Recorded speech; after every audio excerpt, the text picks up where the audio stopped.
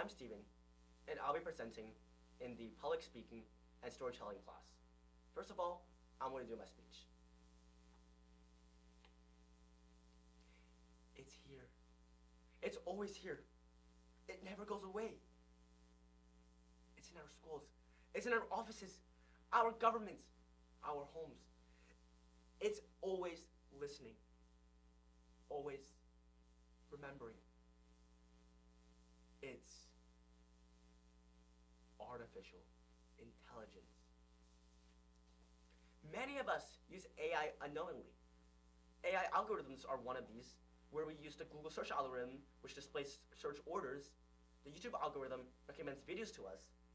And guess what? Even a machine that can literally just play blackjack, or robots that can learn how to play golf, those are all AIs. And the problem is, we are living in a world where AIs are becoming ever more prominent, deadly, and dangerous.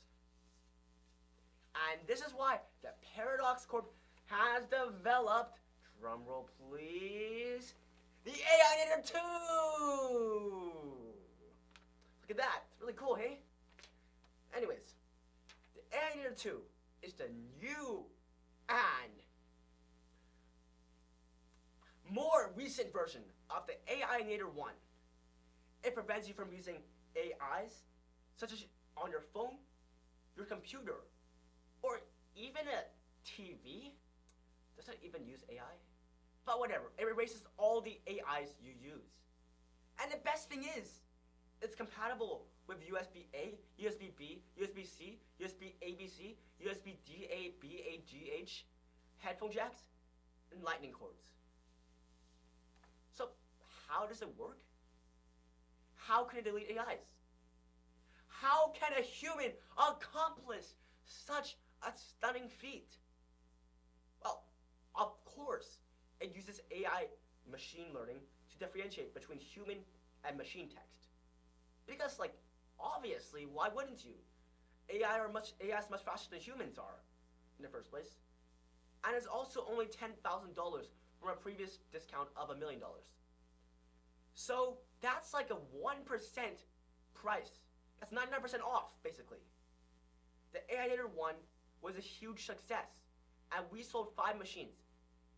And the AI Nator 2, we're going to be selling 10,000. And the reason why we're going to be selling this is because of these never thought of features before. A touchscreen for your feet. A big red button to start a cleaning process. I don't know why we added that, but our AI friends at ChatGPT told us to. And a decorative case for only $10 million more. Why are these features so useless? Well, that's because they're made with, say it with me, AI. See, without the AI Nator 2, humans will be played with inaccuracy, further worsened by over-reliance and inequality. Humans will be played with inaccuracy because, in the root, AI machine learning comes from humans. AI machine learning will start from humans, and humans have these biases and mistakes that we have made. And because of that, the AI will also carry on those biases, no matter how hard humans try to erase that from their system. But this is worsened by over-reliance, because these biases are going to be used as even more and more because we're relying more on AI. And so, that's horrible already. So what can make it even worse is the fact that everyone's going to be poor because of inequality. Once one person owns all the AIs, and once we start relying on AIs so much, well, that's just going to result in one person being completely rich and everyone else being poor. And that's what's happening right now. And that's why Elon Musk is being so rich. Elon Musk, I'm sorry about that. If Elon Musk, if you're just watching that, just ignore that joke. Yeah, it was really funny. Yeah, thanks so much for the funding. It was like, yeah, you're yeah. Anyways, with the AI Nator 2, we can finally think about the real world more.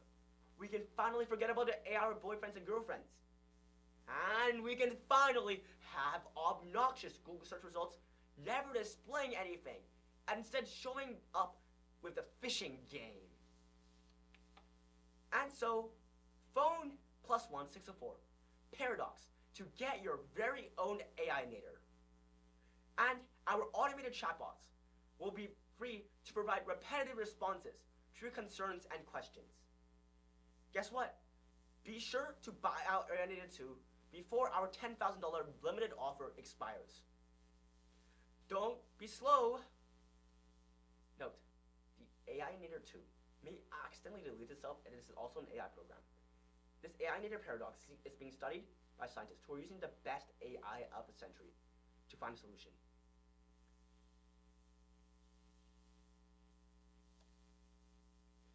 Next, I'll be presenting my story.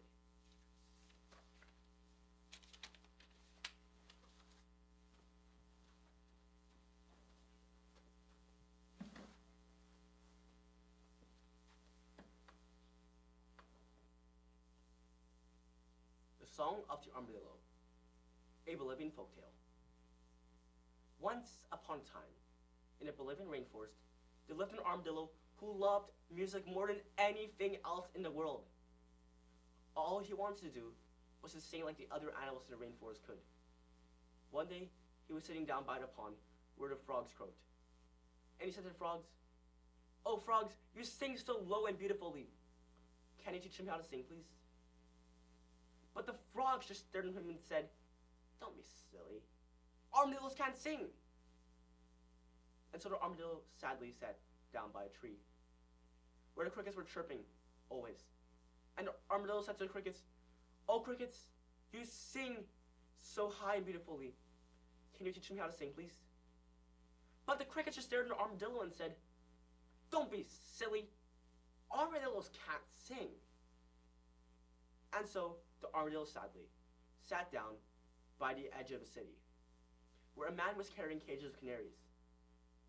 The canaries, as always, were singing their beautiful song.